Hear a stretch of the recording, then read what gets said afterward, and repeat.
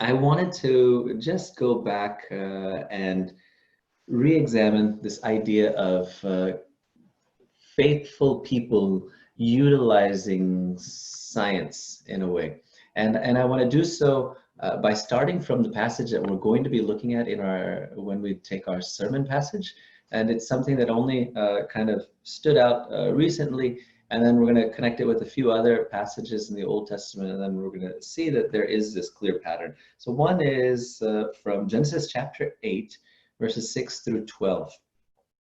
So before the flood, God is speaking directly to Noah and tells him exactly what to do and what's going to happen. And then there's this long period of silence. The boat finally rests. And then the only time that God speaks again, at least that we're given the chance to see recorded, is when God tells Noah, okay, it's time, you can get out of the boat. But in between you find Noah sending out a raven and a dove on separate occasions. And this is interesting because God never told him to do this. So where did he get the idea to do this? Now, there are some people in this wider debate of faith versus science who feel as though God will tell them everything they need to know, right? And anything beyond that, that's not directly coming from God, it's not relevant for me. And they see a lot of times science as being something that's not coming directly from God. It's not, at least in the Bible, when you go and study the sciences, it's a separate book. But we have the Bible, which is God's direct revelation to us. And so here you kind of have the first example of a pseudo or a pre-science, right? So here Noah is using his understanding of birds and ornithology to know that if you send out a bird, certain kinds of birds have certain preferences. So if you noticed, the raven goes out and doesn't come back, right? But the dove goes out and comes back. And this is interesting because they say that ravens prefer to be in higher places and doves are more of these kind of valley type of birds. And so maybe this understanding was known to Noah at the time. And so this was one way for him to understand the world around him by kind of running an experiment. And so he sends out the bird that prefers the higher elevations. And of course, the bird doesn't come back. So it's presumed that it found, so Noah's able to understand that there are mountaintops or there are peaks that are now no longer submerged underwater, but the dove returns. So we know that the dove prefers the lower valley areas. And so this is one way, one place that we see a kind of science being used, a way for humans to understand what to do next that doesn't necessarily come from God directly telling them what to do. Another kind of example, and now this is more on the lines of social science, right? So Moses has God talking to him continuously. And there are a number of times when God speaks directly to Moses. You need to go to Pharaoh and say this. When this happens, you do this. Right? And he gives the words even to him and tells him what to say. Now, in the midst of all of these direct revelations that Moses has from God, there still comes a point in his life where he is overwhelmed by his current situation. So during the time of the Exodus, there were all these problems that were coming to Moses, and he doesn't have the time and the resources to manage all these problems and deal with leading the Israelites. And so it's Moses's father-in-law who tells him, why don't you delegate the work? Now, again, sounds like a silly example, but we have to understand that this is a kind of social science. There's a kind of delegation of work, and everyone in the business world understands this kind of a scientific approach. And this is not something that came directly from God, but this is humans using their own intellect and wisdom to understand how to deal with the world around them. Another example, in the book of Joshua, we see that Joshua has been told by God that he will get the land of Canaan, right? It's promised to him, and he will get it. That's in Joshua 1. In Joshua 2, what does he do? He sends spies to Jericho. Right? So again, this is not something that God told him to do. God did not tell him, go and send spies. And I don't think that this is a lack of faith. This is his way of kind of using, I think, science, so to say. And of course, this word science is a relatively new term in the history of humanity. And so let's not so easily call it science, but he's using, I would say, rational thinking to kind of understand how to proceed forward. So you have a few different cases in just the Old Testament, in just the first part of the Old Testament, that show us that using our wisdom and intellect in a scientific endeavor does not negate our faith or minimize our faith in God. In fact, if we are people of faith, then we should confidently be able to go out into the world around us and investigate it and study it so that we would be able to know best how to move forward. Right? So this is the approach that every faithful Christian should have. Christians should not have an anti-science approach, because that kind of a mentality is to say that I'm only going to listen to what God tells me directly. And any faithful reader of the Bible knows that there are so many things in the Bible that are not directly addressed. And so it's very important that we know that and admit and acknowledge the fact that God has given us the ability to think and to understand and investigate the world around us. So we need to be able to do that sort of thing. Now, another thing that came up in I think our last discussion was this idea of, do miracles conflict with science? And I had mentioned the example that if you put $1 in your desk drawer today, and this is an example from C.S. Lewis, and then you put another dollar in the drawer, on the next day when you go and open the drawer, if you find that the $2 is missing, that doesn't mean that 1 + 1 no longer equals 2. And so the idea is that when a miracle occurs, we're not saying that it violates the laws of nature. Now, let me just kind of back up, because even though I think that that's the conclusion, let's kind of get to that conclusion by slowly walking towards it. First of all, when we ask this question, are miracles disproved by science? Let's first ask and define what we mean when we say miracles and what we mean when we say science. So first of all, when we talk about miracles, it is a word that we use not casually, but I do believe that it's used a lot of times in cases that it shouldn't actually be used in. Now, the word miracle has as part of its root this word that means wonder. And so miracles were something that caused wonder. It was an amazing event that took place. But not everything that's amazing, not everything that causes us to wonder is a miracle, right? Usually when we think of miracles, we think of a divine intervention or a supernatural kind of event. But not all supernatural events are considered as miracles. Now, one example of this is the origin of creation. We don't usually talk about in Christian circles the origin of creation as a miracle per se. We do, of course, consider it to be a supernatural event, but we consider it to be a supernatural event that resides within the laws of nature. God established certain things not by violating the laws of nature, by establishing first the laws of nature and then causing the things to take shape and form in the way that we have the world around us today. So usually what we should mean when we talk about miracles is, and I think the best place to understand the theological understanding of or definition of miracles is look at John's gospel. In John's gospel, he actually does not use the word miracles, and that makes it a funny place to then get a definition for miracles, I admit. But in John's gospel, instead of using the word miracles, he uses the word signs.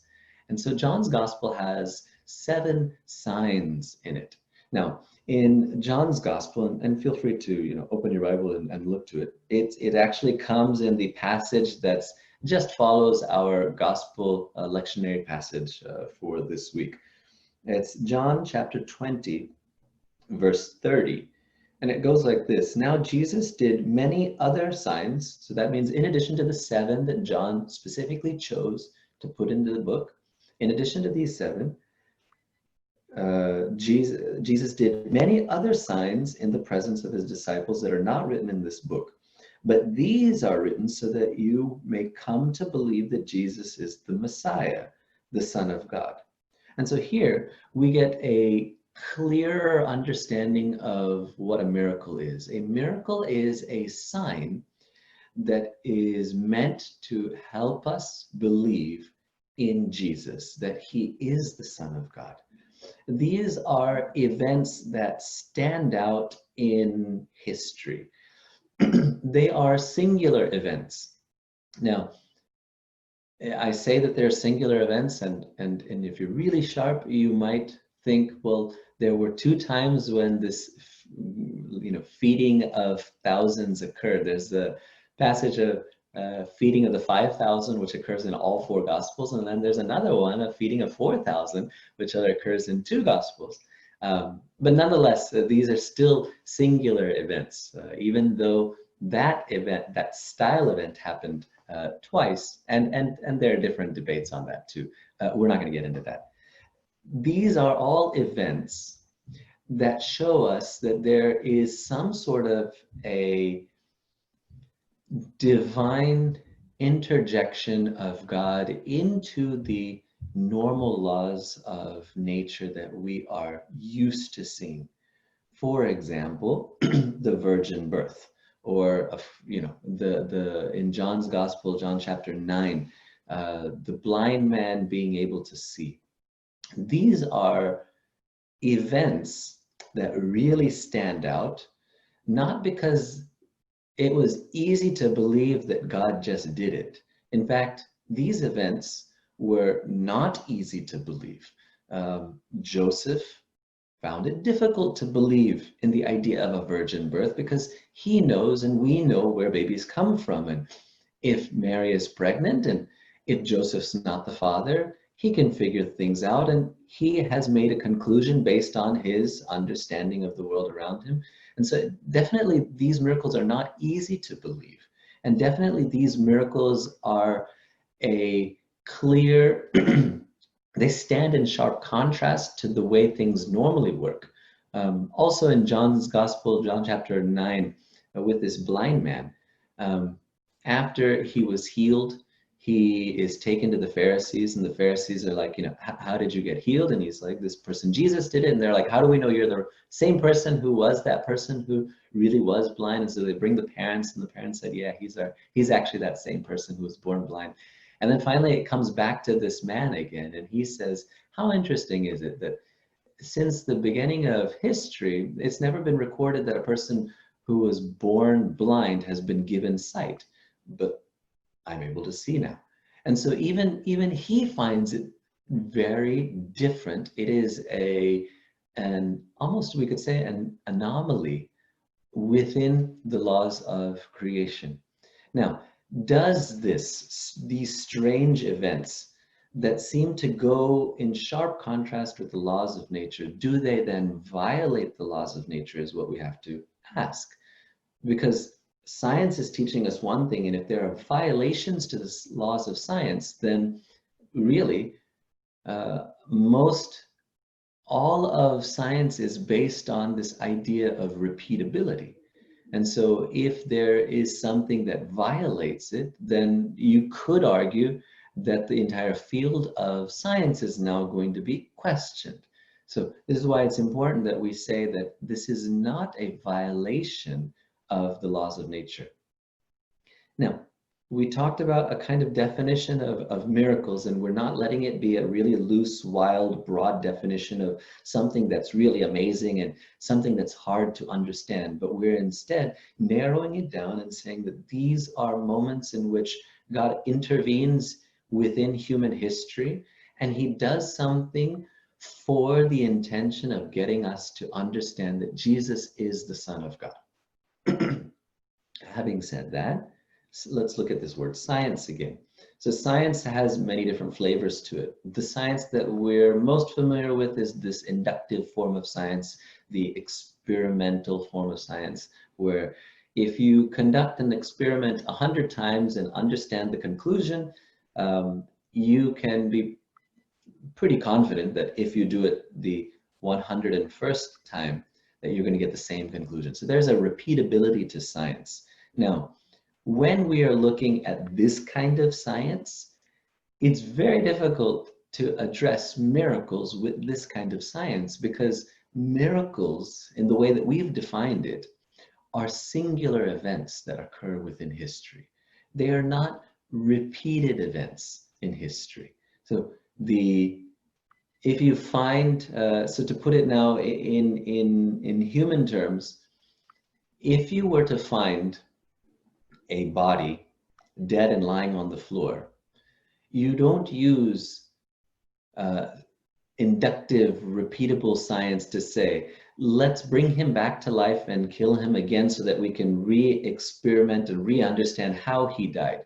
Now, instead of using the experimental inductive sciences, you have to use what's called forensic science. And forensic science tries to understand the singular events of history, right? The singular events that occur around us. Now, I think that this kind of science now is much better suited for understanding miracles than the experimental inductive form of science. Forensic science, or looking at historical science, where you evaluate if events actually occurred in history, using that kind of science, then not only can we say that it does not disprove miracles, but in fact it confirms that miracles actually do exist, right? And we have a number of evidences of this nature within the Bible itself and even outside, apart from the Bible. Within the Bible, we have a number of individuals who have attested to the fact, and our gospel passage today even tells us this, that people were able to witness the resurrected Christ. Now, forensic science has its limitations, and it's very difficult for forensic science to be able to conclusively say how things have happened, but forensic science can tell us what has happened. And so we can say that an event did occur that is miraculous in nature, that is something that is beyond our understanding. And we can also be able to say that it, because it did occur, that it is a reality, right? And so miracles then, in this sense, when we use forensic science, we're able to understand that there is something that is able to occur. It is identifiable, even though it's not repeatable. And that in itself, I think, shows us that miracles are not necessarily, they're not disproven by science. And forensic science, in fact, I would argue, confirms the existence of miracles. Now, how do we explain miracles? Well, that's quite difficult for us to do. One, because science assumes a closed system. And in a closed system, we're able to evaluate all of the variables within it. But miracles challenges the idea that we live within a closed system, because miracles remind us that God is able to come into what we conceived as a closed system, and God is able to intervene into history. And so for God, our closed system that we think of is not closed, in fact. This is why we're able to understand that Jesus is the Son of God, that Jesus is God, because he is able to do something in a closed system that we've never seen before, which means that it must come from some source that is beyond our closed system. And so this is kind of one way for us to understand how miracles are not a violation of the laws of nature, but they show the intervention of God into our realm of understanding. So with that, I think we're going to wrap it up. And there's, of course, a lot of things that we haven't discussed. For example, we haven't picked up a number of specific cases and come to a conclusion on what to understand. For example, I believe one request was to evaluate the flood from a biblical and from a scientific perspective. Now, so what I wanted to do here was not to conclusively come to a final word on a specific topic, but to give us a set of tools, to give us a perspective so that we can then wrestle with these different topics as we move forward. So with that, let me pause and ask, are there any questions? Feel free to unmute. Hopefully you have the ability to unmute at this time, or you can, again, use the chat.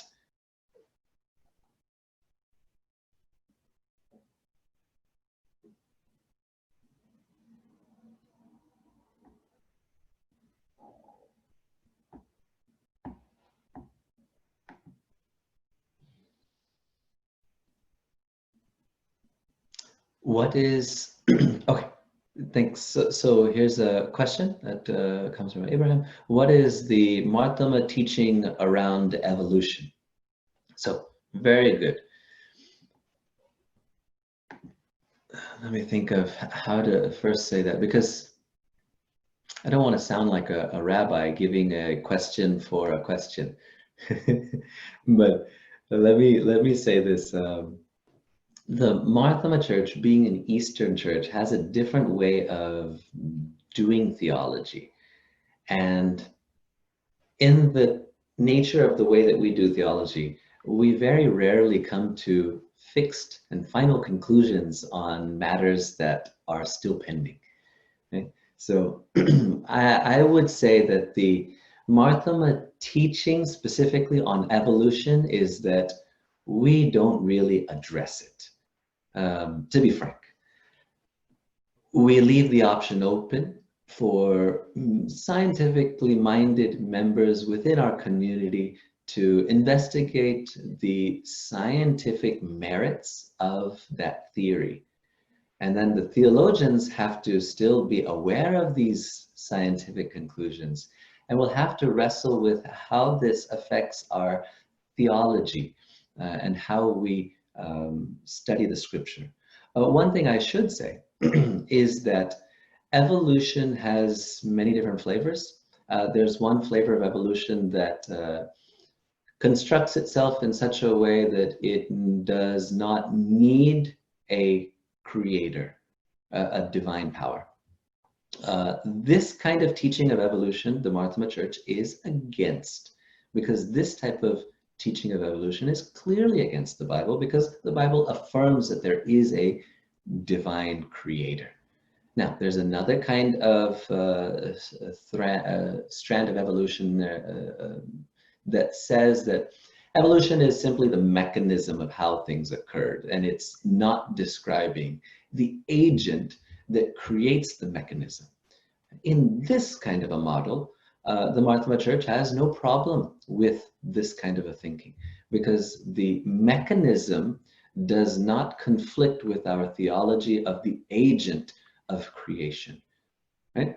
So another thing to say is that oftentimes we find a conflict between evolution and Genesis chapter 1, based on how we read Genesis chapter 1. Now, kind of like we mentioned about 2 Sundays back, sometimes it's important for us to be humble as Christians and to ask ourselves, am I reading the passage correctly? Right? So a possibility could be that there is a mechanism that science is discovering that enables the life and the diversity that we see around us, and that it does not conflict with the Bible because we need to reread the Bible in a new perspective. And that's a possibility, right? And that's a possibility that we have to be open to. Such possibilities have happened in the past, where within the Bible you'll find a cosmology of the universe that believed that the earth was flat and that the heavens are held up by mountains, by pillars, and that the sky held back was the place of the waters, and then somewhere beyond that is heaven, and somewhere below our feet is hell. Right? So that cosmology, or that reading of the Bible, no longer exists today. Right? 90% of our Christian circles today don't read the Bible that way. Right? The Bible hasn't changed. The words are still the same in the Bible, but we're reading it differently in light of our understanding that the world around us has given to us. So similarly, I think this is how we have to approach the idea of evolution. No bishop will tell you how to think on this matter, right? It's partly because our bishops are theologians, and so we will tell you. We would love to, bishops and priests and Sunday school teachers will always be happy to sit down with you and tell you about the agent of creation. But when it comes to the mechanisms of creation, we admit that's, unless you are actively studying it, it's kind of hard to speak definitively on it.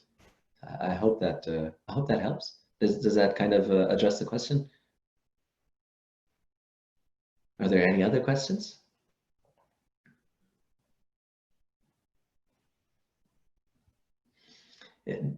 Is my answer too vague? Is anyone looking for me to say yes or no, simple answers?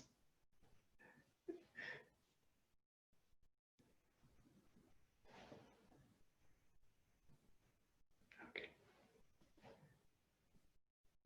So no other questions? Surprise. Okay, here we go. Thanks. The return of Christ. How is it viewed in scientific circles? Very good. So I don't think science really, I honestly haven't heard science asking that question. So I'm not sure how scientists reflect on this idea of the return of Christ. There are Christians who are scientists who have reflected on it from a theological perspective. There's one physicist, and I can't recall his name right now, and I'd mentioned this before, who tried to understand the return of Christ in terms of string theory. Now, right, the door has been opened by asking me a science-based type of question, so that's why I'm giving a science-ish answer.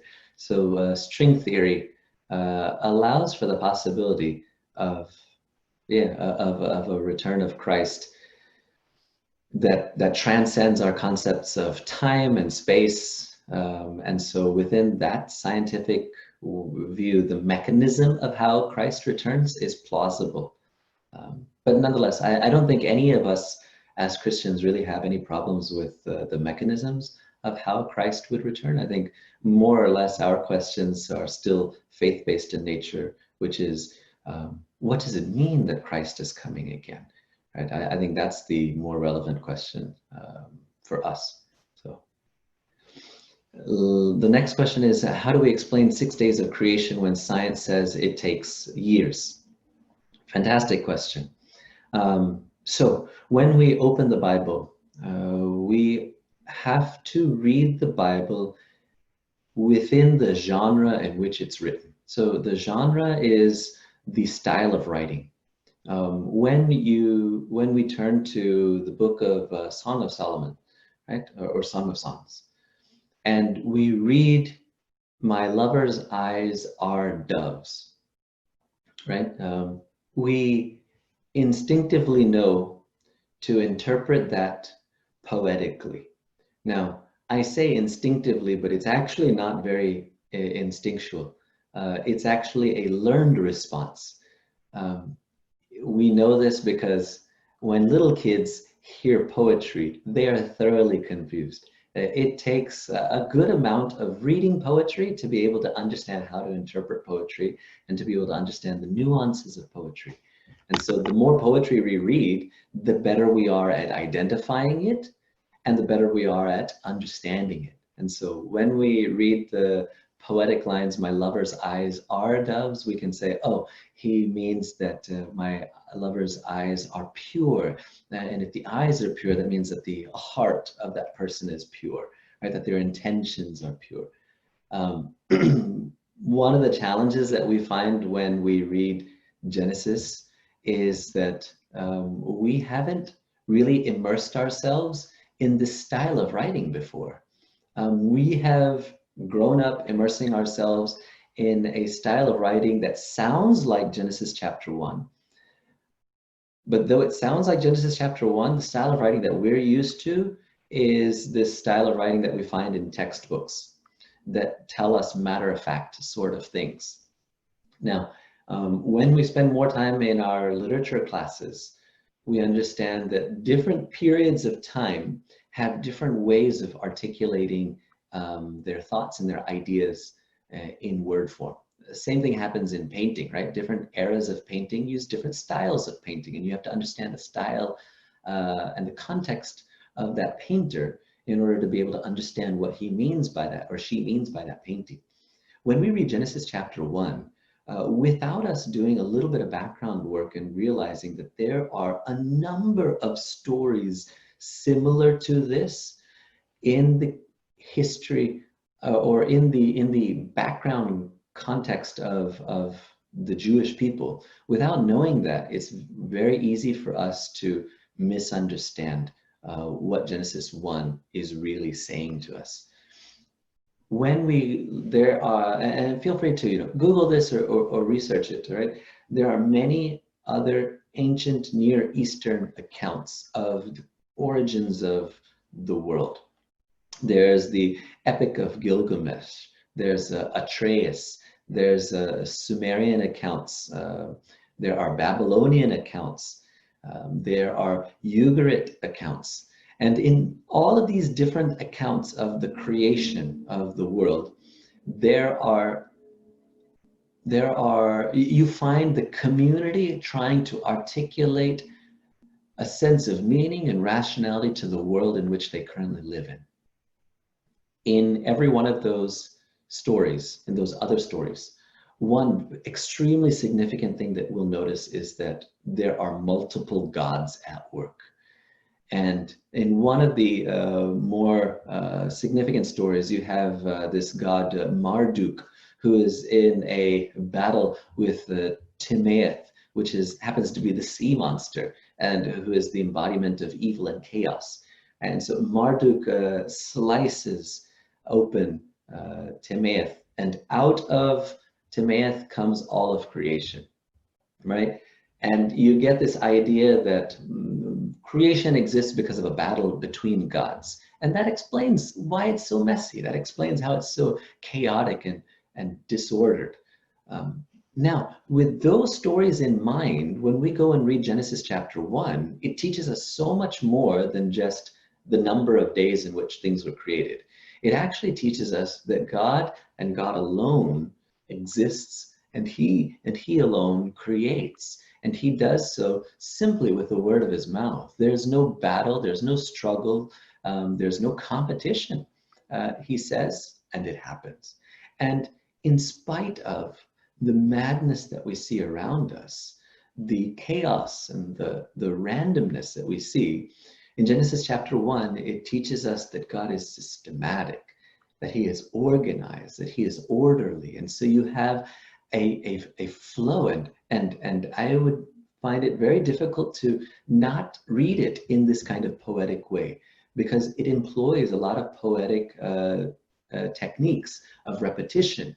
It was evening, and then it was morning, and God said it was good, right? You find this being repeated as if it's a chorus that keeps popping up, right? So when we read it in that sense, I don't think we are held to a literal reading of it any longer. In fact, though we might find it to be faithful to read it literally, what we are implying is that God is finite, and his works can be contained so easily within straightforward literal interpretations, and that God is not beyond our understanding, right? That's one assumption that's being made. A second assumption that's being made is that we believe that our literal interpretation is the right literal interpretation, which also is dangerous. I think it's honestly it's not too terribly humble, because interpretation is something that requires the Holy Spirit's intervention into our lives. And if we're just saying everything is literal, we are denying the Holy Spirit the opportunity to help us understand and discern the meanings behind it. There are many people who hold to a literal 6-day, 24-hour time period concept of the universe. I find that extremely difficult to accept. One, because of the inherent difficulties within Genesis chapter 1. What is 24 hours before the sun is created, right? That's already creates a problem. And then even when we get to Genesis chapter 2, we see that this timing is not the focus. And in fact, the order itself, or at least the consecutive nature that's being emphasized in Genesis chapter 1, that in of itself is not the focus. Because when you get to Genesis chapter 2, the order is in fact reversed, right? So in Genesis chapter 1, you have all of creation being made, and the final act of creation is humans. But in Genesis chapter 2, God starts with humans, and then he plants the garden, and then he makes the animals, and then he makes Eve. So the order is different. So I don't think that we should be so stuck on the literal interpretation, but instead do the real hard, genuinely fruitful task of understanding it within its context. Okay. Let me see that the next question is,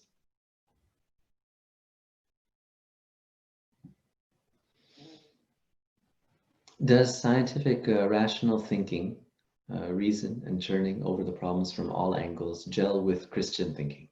Yes. Yes, it does.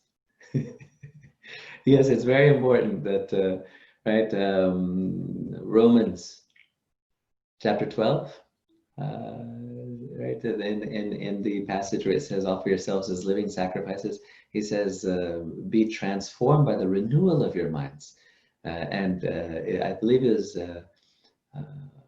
Ravi Zacharias who said that it clearly does not state, be transformed by the removal of your minds. Christians and their emphasis on faith is certainly not at the expense of rational thinking and scientific deliberations.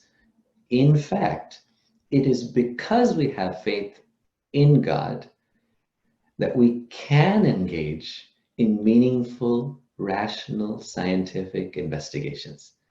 If we did not have a faith in who God is, we would have no certainty in knowing that any of the thinking that we do is based on reality, or any of the scientific investigations that we do won't just fall apart the very next moment in human history. Right? It's only because we have faith that we're able to use scientific thinking and investigate different and new situations from all angles, as we should.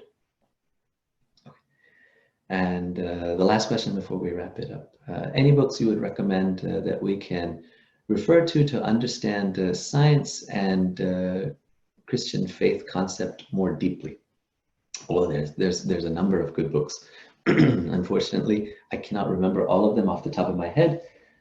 I can at least say this one, Beyond Opinion. I don't know if it's going to pick it up. Beyond Opinion by Ravi Zacharias. It's a collection of articles that talk about from an apologetic approach. So apologetics is defending the faith. So one of the chapters in there is by John Lennox. John Lennox is I believe he's a physicist, but he also has a PhD in philosophy. A brilliant individual. He has written a book on faith and science. Francis Collins has also written a book on faith and science. I'm sure that there are others that, even maybe a Nine Uncle will know off the top of his head better than I would. But I can give you more titles. But if you start with just these two authors, John Lennox and Francis Collins, or pick up Beyond Opinion by Ravi Zacharias, and within that you can find a chapter from John Lennox. That'll get you started. Okay. Yeah. So this topic was not meant to solve all our problems. Hopefully, it was meant to stir up our thinking on it and help us realize that there's a lot left to be done, and a lot more thought needs to be given to the world around us, and also to our own faith. Both are still in its formation, right? Now, there are certain elements of our faith which are, I would say, we're more sure of, right?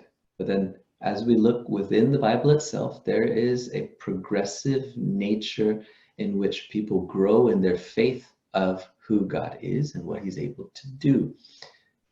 Today's gospel passage with Thomas is one of them. We too need to be humble about our own faith and how we interpret scripture, and be able to reevaluate things in light of the truth that we find in other places in the world. Because God is ultimately the God of truth. Wherever we find truth, that is still the case. Okay. So with that, we can wrap up this series.